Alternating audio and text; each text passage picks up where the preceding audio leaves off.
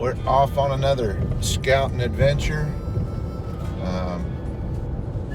Mr. Hatfield and myself are on our way up to a location in northwest Oklahoma, and had a recent, what do you think, 2 weeks ago? Yeah, 2 or 3 weeks ago. 2 or 3 weeks ago, there was a report out at Salt Plains Lake area, and well, Mr. Hatfield was the one that took the report. Why don't you tell us about the report, sir? The gentleman I work with came up to me and said, "Hey, are you doing that squatching stuff?" And I said, "Yeah, we're out looking, you know." And he said at 3 o'clock in the morning, him and his wife were fishing with one of their buddies, and the buddy had took off from up around the Coon Holler addition, and about around the curve to get to the highway, he had went around the curve, but they were close behind him, and him and his wife both saw something that was 7 to 8 feet tall, had black hair and just wide shoulders, and it just tucked into the woods in front of them. So we're just gonna go check out the area and see if we can't maybe find a print or something, or Maybe a trail. yeah, just see what we can find. The question is was he just passing through, or does he frequent the area? That would be good. And but he was definitely bipedal though, wasn't he? Oh yeah, he said 2 legs. Okay. They didn't report. Did you ask him about the facial features? And No, that's all they saw was those wide shoulders. They didn't say anything about the head shape or anything. It just well, we might need to talk to him about that, because we need to know whether we're talking about a squatch or a DM. So anyway, but we're gonna head out there. We're gonna take a look around, nose around. We'll let you know when we get there what we find, even if it's nothing. see you later. As you can see, we are approaching the area. Over here to our right is Kegelman Air Force Base. It's kind of like an offshoot base of Vance Air Force Base. I know a lot of our pilots come up here and practice landing and touch and goes. Over here on this side, on the left side, is where the entrance to this part of the Salt Plains Lake park area, camping area, whatever you want to call it. That's where it starts. We're going to go in here and take a look and see what we can come up with. You can kind of see the sign right there. Visual passing interest. First thing I want you to do is look at the ground around us and take note of all the little sharp shale rocks and everything, and ask yourself this question: would I be running out here barefooted? Now, we're gonna get down here by the water, and like I said, this is not what I would say smoking gun evidence, but we did find something that made me raise my eyebrow. Right here, here's footprint number 1. Either it's a human, you can see that there was a coyote that stepped there later. You can definitely see the toes, okay? Now all the weight was on the, you can't even see a heel print. Whatever it was running, I'm guessing. We're looking at, we're looking at a small print, probably small woman, juvenile. Okay, so fast forward up here a little bit. You can probably see a few of my tracks in here too. And got up here, I can't remember, there we go. We're back on, oh, here's one right here. Once again, you can see where it was kicked up. You can see the toes. Here's another one. Okay, just toes. appears to be running. Here's another one right here. Now this one doesn't, you can actually see where the heel was. But here's another one. It looks like they might have changed direction and took off a little bit. Toes are more flat. Yeah. And like I said, here's something for reference. You know, there's my pocket knife. And was there more? Here's, is that one? I don't know. But whatever.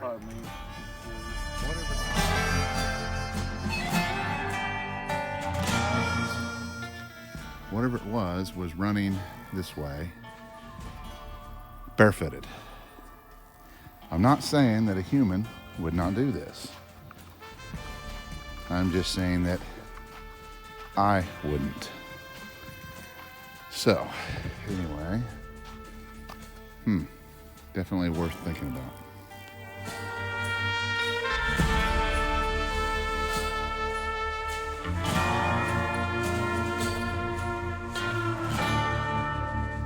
Well, here's the argument for, you know, potential food sources.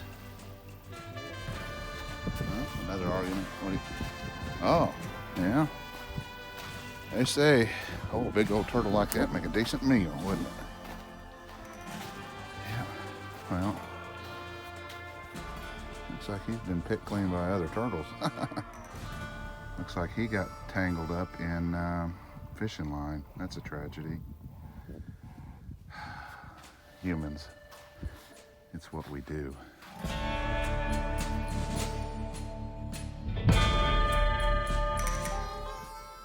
These little areas out here on the edge of the lake could be possibly frequented at night, or possibly even during the daytime on weekdays, very easily without being seen by humans. There's no telling. You know, they could come out here to relax and look for crawdads, or, you know, who knows. See anything interesting, Mr. Hatfield? At Warsh? I don't know. Anyway, it's definitely nice out here. There's all kinds of birds. Found a turd over there on that point. Kind of looks human size. Definitely a little too big for a coyote. Out there in the far distance, that is a island that is strictly off limits because of some kind of bird habitat. It's a big time no-no. If they catch you out there, you're gonna be in big trouble.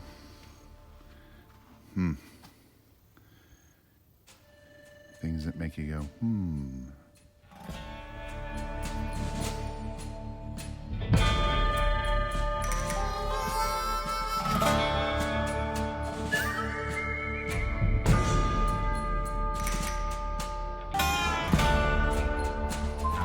Okay, we're still right here by the bank. We found this like little valley heading up, and you can see that something big is walking up through there and through that opening back up there. I have no idea, but we're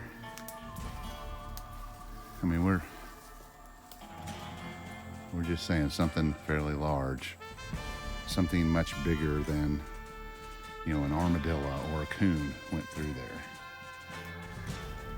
There's habitat out here. We've been over here looking for footprints.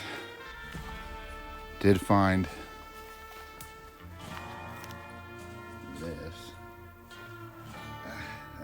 That's stretching it. That's grasping at straws, but well, I don't know. But this could be an access point right here through here. to get down to the lake to look for crawfish, to maybe go out and fish. I don't know how they fish.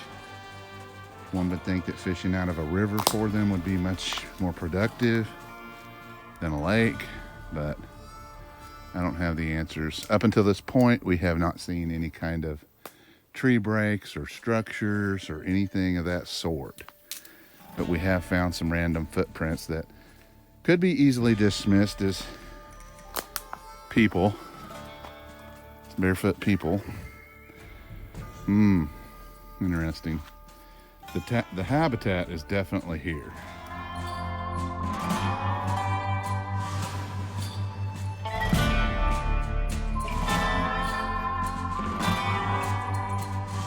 Also, when you go out squatching, pick up some trash, haul it out. Leave it better than you found it. I'm talking to you.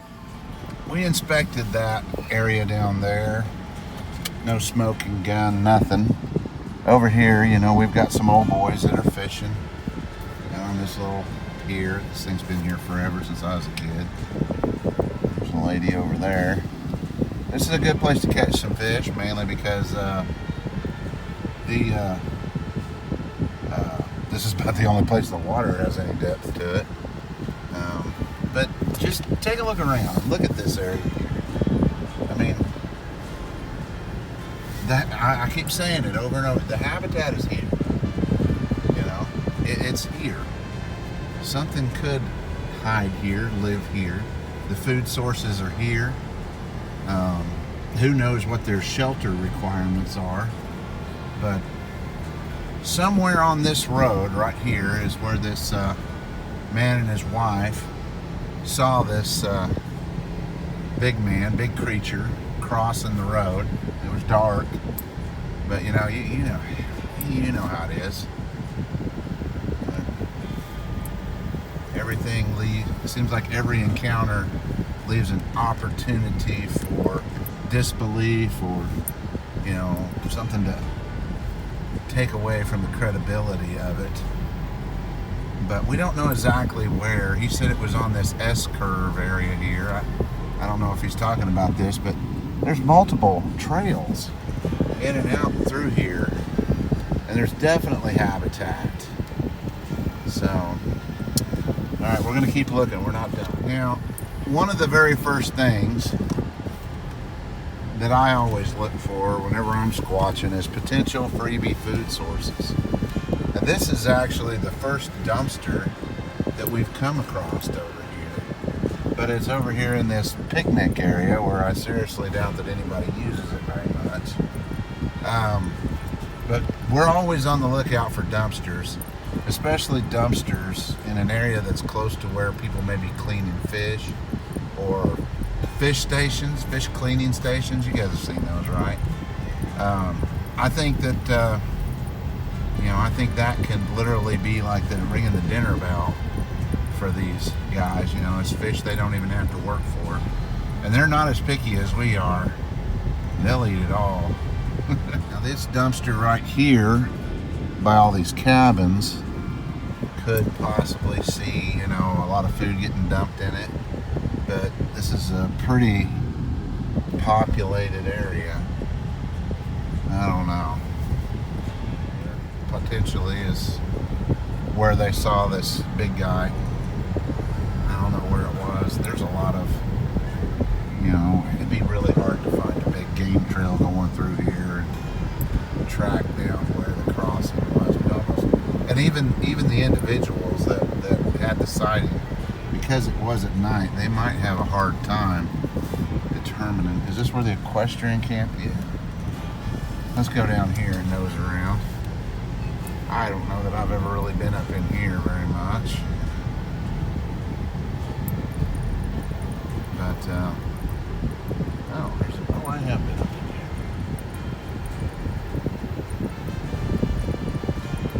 But you know, there's going to be the park rangers up here eating, generating trash. You know, they're going to have their lunches that they're bringing with. The people that are staying in the cabins, they're going to be eating food, throwing it out there in the trash. You know, and the thing is most of the time when people go down to the dumpster or the trash can and they see that, oh yeah, this is where Uncle Joe used to bring us. Is that the campsite? There's something definitely there, yeah. Yeah, that everybody likes to blame the coons for getting in the trash. And you know what? I'm not going to sit here and say that coons don't get in the trash. But what I am going to say is it the coons every time? I don't know. We're going to get out and take a look at the spillway here. I'll take some still pics for you to enjoy.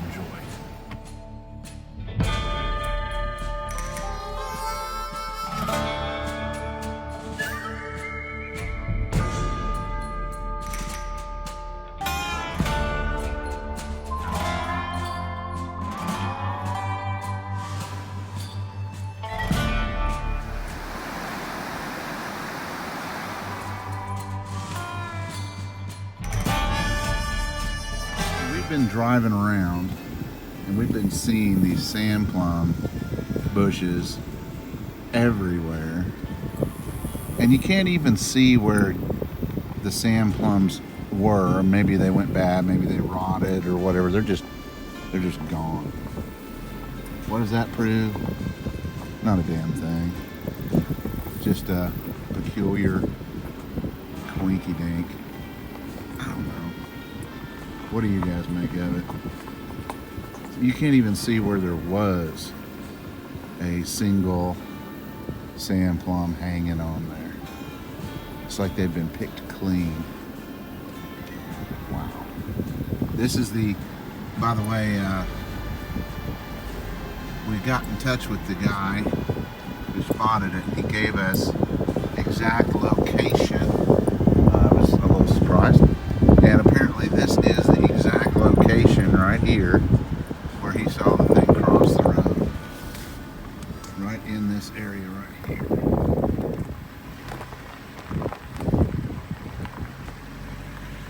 Somewhere right in here.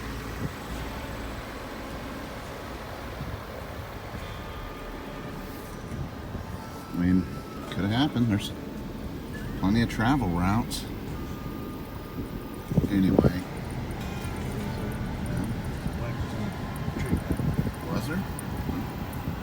Is it worth turning around and go look at?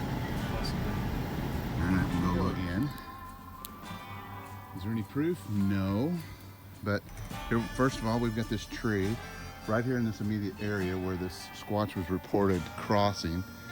It's been pushed over. It's been some time ago.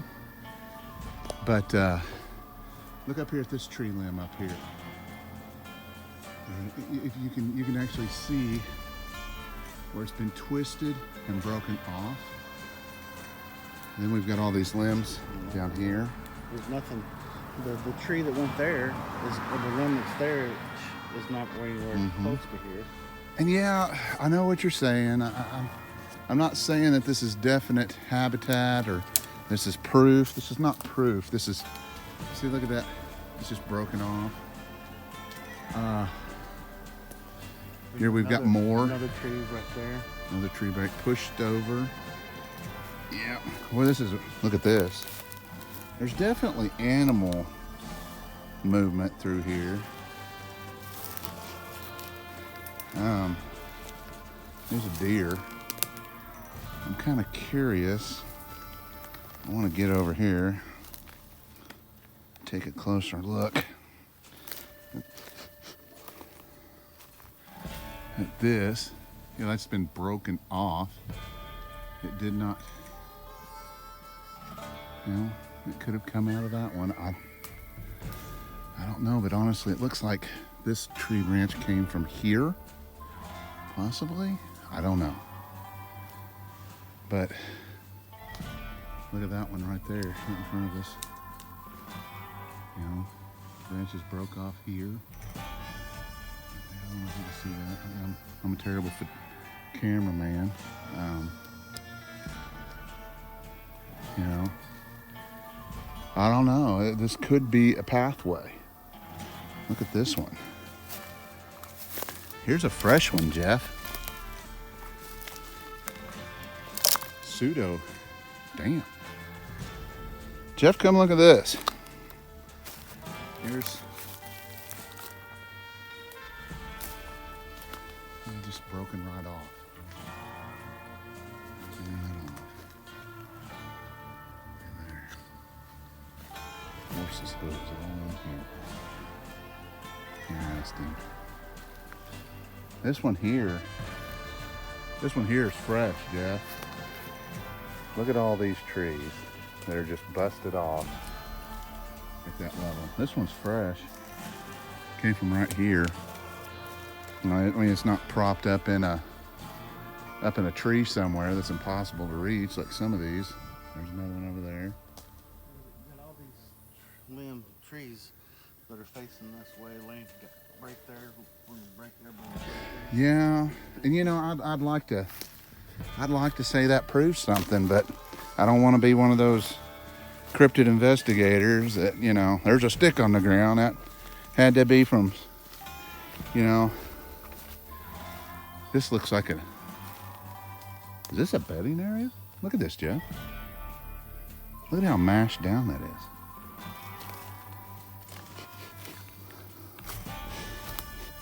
I'm smelling anything. I think this is a deer bedding area, Jeff.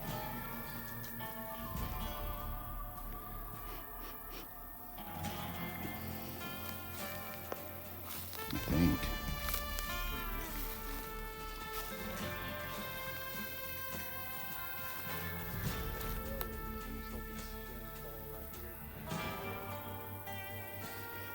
Well, there's definitely deer footprints right here, and I cannot imagine in a million years why deer would come in and sniff a, you know, like a Sasquatch's pissing ground and bed down in it. That seems contrary to their health. But there's just a whole lot of trees in this one area right here. This is an older one right here. But they're just all busted up. Another one, there's another one. And it seems like, Jeff, have you noticed that most of these trees that are busted up are somewhere between 6 and 8 feet off the ground?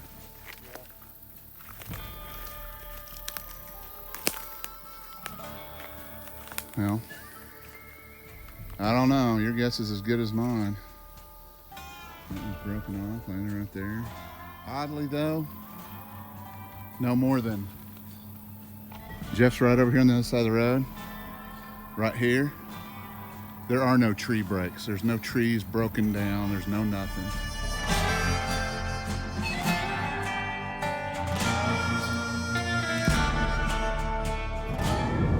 Well, we are wrapping up, headed home. We looked around. We kind of was examining the area, you know, the habitat. I was looking at the volume of trees that are in the area, how tall they are. I mean, there's some really big trees down there, old trees, you know, matriarch trees. A lot of scrub oak. There, I don't know. There's quite a variety down there. There's a lot of cover for them, I guess. I'm not even going to go out on a limb and say that they have to have cover, but I will say that cover is probably definitely a convenience for them. We found out that, you know, there's ample water supply out there. I mean, like the river's down now, but it's still flowing, still doing its thing. You know, there's all kinds of fish for food. There's crawfish. I don't think there's mussels in this river, but there's definitely, you know, your crawdads and your other frogs and stuff like that they could be picking up on. There's several boggy areas down there that, you know, could provide, you know, some really good habitat for, you know, I guess you'd have to say like snack food type stuff, like bugs and small frogs and whatnot, tadpoles, whatever. But there's a lot of woods down there. There's a lot. And it's a big area. I mean, I just got to say, Then there's the sand plums. Sand plums literally grow wild all over the place down here. Jeff and I, we do not know whether or not they are migrating through here or whether they're actually staying here all year long. We don't know. When you figure that out, let us know. But we have definitely concluded that there is ample habitat to support probably several family units of Sasquatch up around Salt Plains Lake. I have no doubt they could survive.